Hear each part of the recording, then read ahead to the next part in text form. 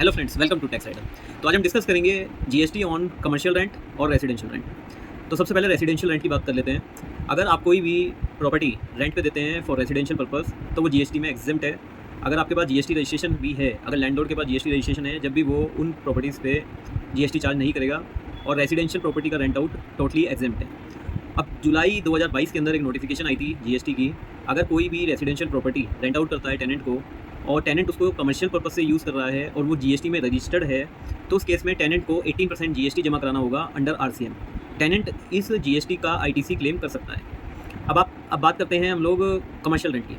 अगर लैंडलॉर्ड कोई भी प्रॉपर्टी कमर्शियल यूज़ के लिए रेंट आउट करते हैं और वो जीएसटी में रजिस्टर्ड हैं, तो उस केस में वो अपने इनवॉइस पे जीएसटी चार्ज करेंगे, यानी फॉरवर्ड चार्ज में वो जीएसटी चार्ज करेंगे और उसका इनपुट टेनेंट ले सकता है। सेकंड सिनेरियो आता है कि अगर टेनेंट रजिस्टर है लेकिन लैंडलॉर्ड रजिस्टर्ड नहीं है और कमर्शियल प्रॉपर्टी रेंट आउट की गई है, तो उस केस में टेनेंट को जीएसटी आरसीएम के अंदर जमा कराना होगा, रिवर्स चार्ज के अंदर जमा कराना होगा। और ये नोटिफिकेशन आया है अक्टूबर 2024 में।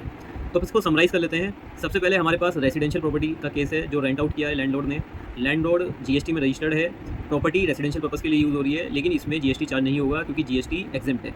दूसरा सिनेरियो है लैंडलॉर्ड रजिस्टर नहीं है, टेनेंट रजिस्टर्ड है और रेजिडेंशियल प्रॉपर्टी बिजनेस पर्पस के लिए यूज़ हो रही है, तो उस केस में आरसीएम के अंदर टेनेंट को जीएसटी जमा कराना होगा और वो उसका आईटीसी क्लेम कर सकता है। अब बात करते हैं कमर्शियल प्रॉपर्टी की। कमर्शियल प्रॉपर्टी लैंडलॉर्ड ने रेंट आउट की है, लैंडलॉर्ड रजिस्टर्ड है, टेनेंट भी रजिस्टर्ड है या टेनेंट रजिस्टर्ड नहीं है, उस केस में वो रेंट पर जीएसटी चार्ज करेगा फॉरवर्ड चार्ज के अंदर, जिसका टेनेंट आईटीसी क्लेम कर सकता है। सेकंड सिनेरियो आता है कि कमर्शियल प्रॉपर्टी के केस में लैंडलॉर्ड रजिस्टर्ड नहीं है, टेनेंट रजिस्टर्ड है, तो उस केस में टेनेंट को आरसीएम के अंदर जीएसटी जमा कराना होगा, जिसका वो आईटीसी क्लेम कर सकता है।